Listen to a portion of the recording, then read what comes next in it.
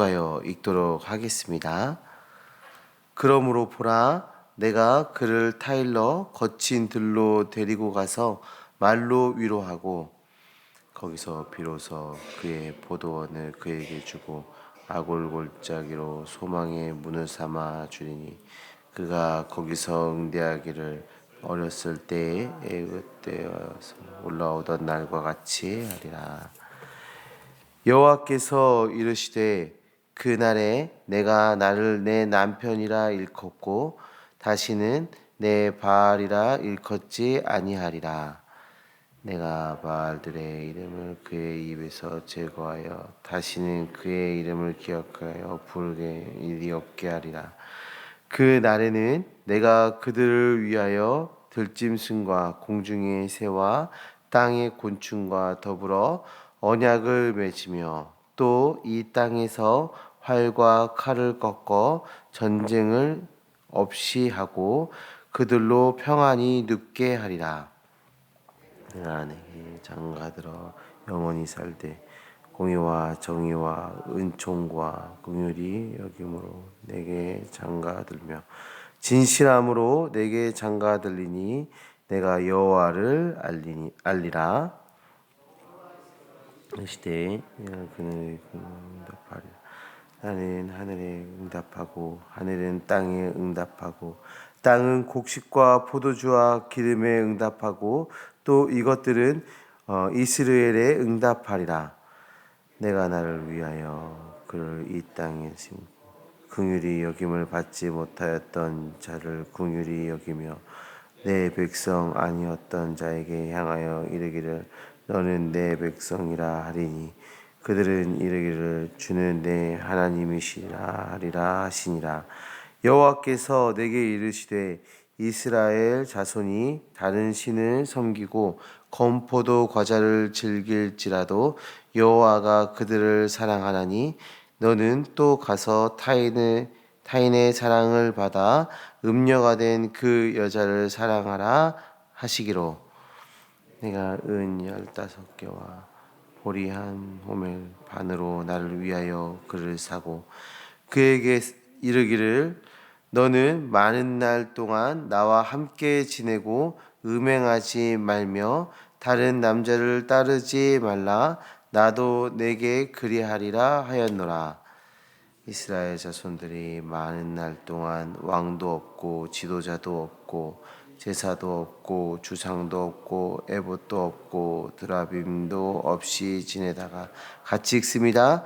그 후에 이스라엘 자손이 돌아와서 그들의 하나님 여호와와 그들의 왕 다윗을 찾고 마지막 날에는 여호와를 경외함으로 여호와와 그의 은총으로 나아가리라. 아멘. 오늘 우리가 방금 읽은 이 호세아의 말씀은 하나님의 크신 사랑이 잘 담겨져 있는 본문의 말씀입니다. 이스라엘 백성들은 영적 음행으로 인해 하나님의 영원한 형벌 가운데 놓여 있었습니다. 그러나 오늘 본문은 이 형벌에 선포하는 완전히 다른 분위기의 말씀이 나오고 있지 않습니까? 14절의 말씀을 보시면 그러므로 보라 내가 그를 타일러 거친 들로 데리고 가서 말로 위로하고 라고 말씀이 시작되고 있죠. 이 구절을 하나하나 보면 내가 그를 타일러 라는 말은 내가 그녀를 설득한다 라는 뜻이에요. 내가 그녀를 설득한다. 문자적으로 그대로 보게 되면 내가 그녀 마음에 대고 말했다라고 해석할 수가 있습니다. 하나님께서 이스라엘의 마음을 움직여 돌이키도록 설득하고 계시는 것을 이야기하는 거예요. 하나님께서 영적 음행에 빠져 있는 이스라엘 백성들의 마음에 직접 이야기하셔서 그 이스라엘 백성이 회복하도록 하나님께서 설득하시겠다라고 선언하고 계신 겁니다. 지금 이 호세아서는 하나님과 하나님의 백성을 남편과 아내의 관계성을 가지고 설명하고 있습니다. 이 성경 시대에 남편과 아내의 관계성을 가지고 이런 은유를 가지고 이야기하는 것은 신과 신 사이에서만 가능했던 일이었어요. 그러니까 지금 굉장히 파격적인 이야기를 하고 계신 건데, 하나님께서는 이스라엘과 그 하나님을 남편과 아내의 그 관계성, 즉 상하 관계가 아니라 동반자적 관계로 묘사하고 계신 것입니다. 하나님께서는 이 언약적 관계를 다시 떠올리게 하시기 위해서 광야를 이야기하고 계시는데요. 광야는 어떤 곳이었나요? 오직 하나님만 바라봐야 하는 곳 아니었습니까? 먹을 것도 없고 마실 것도 없고 안전한 곳도 없지만 하나님이 함께 하시기 때문에 먹을 수 있고 마실 수 있고 또 안전할 수 있었던 그곳, 오직 하나님만을 의지해야 됐고 하나님과의 관계만이 있었고 하나님을 의지해야만 했던 그곳이 광야이지 않았습니까? 지금 하나님께서는 그때 그 광야의 때를 다시 떠올리게 하고 계십니다. 그러면서 그 관계성을 다시 한번 상기시키고 계신 것이죠. 성도님들, 하나님께서 우리를 어떻게 생각하고 계시는지가 느껴지십니까? 상하 관계가 아니라 사랑의 언약을 맺은 부부처럼 서로 동반자의 모습으로 사랑하는 관계로 우리를 생각해주고 계신 것입니다. 그 언약을 파기할 수도 바꿀 수도 없는 그런 관계로 우리를 대하고 계신 것이죠. 하나님께서는 우리를 결코 버리지 않으실 것입니다. 비록 우리가 실패하고 절망하고 죄의 유혹에 무너져 버릴지라도 하나님은 우리를 포기하지 않으십니다.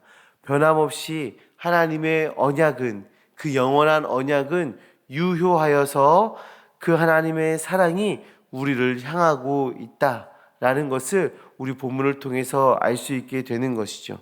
우리 15절을 한번 보시면 거기서 비로소 그의 포도원을 그에게 주고 아골골짜기로 소망의 문을 삼아 주리니, 이것이 지금 무엇을 말해 줍니까? 심판의 자리에 서 있어야 할 이스라엘에게 포도원을 주겠다라고 말씀하세요.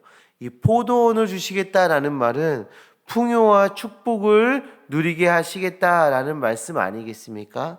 그들을 회복시키시고 풍요와 그 축복을, 은혜를 누리도록 하나님께서 약속하고 계신 것입니다. 아골골짜기로 소망의 문이 되게 하시겠답니다. 아골골짜기는 범죄와 심판의 자리를 상징하는 것입니다. 근데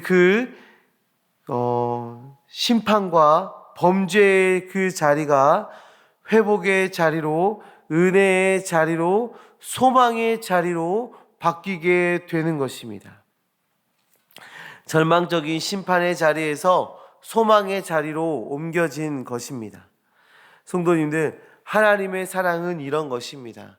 변하지 않는 영원한 약속으로 우리를 보호하시고 우리를 건지시며 은혜를 누리게 하십니다. 하나님의 소망을 갖게 하십니다. 혹시 지금 우리가 영적으로 침체에 놓여 계신 분 계십니까? 죄로 인해 절망에 빠져 계신 분 계시나요? 우리가 지금 선택해야 할 일은 여전히 우리를 사랑하시고 계시는 그 하나님 앞으로 나아가는 것입니다.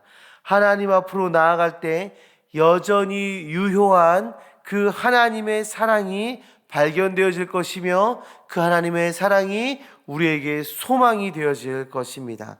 사랑하는 성도님들, 하나님께서 하나님의 주도적인 역사로 우리를 회복하시며 보호하실 수 있도록 우리를 하나님 앞에 내어드리기를 원합니다. 하나님께서 우리의 남편이 되시고 우리는 하나님의 아내가 될 수 있도록 우리를 하나님께 내어드리기를 간절히 소망합니다.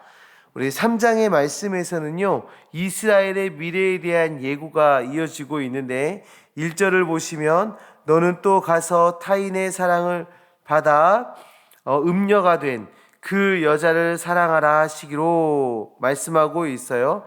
여기 다른 신을 섬기고 하나님을 배반한 이스라엘을 하나님께서 사랑하시듯 그 여인을 사랑하라 이렇게 말씀하고 계십니다. 이 1절에만 사랑하다라는 동사가 다양한 모습으로 4번이나 반복되고 있거든요. 그 여인을 사랑하라는 말씀을 굉장히 강조하고 계신 거예요. 여기서 타인은 누굽니까? 이스라엘 백성들이 섬긴 우상 바알인 것이죠.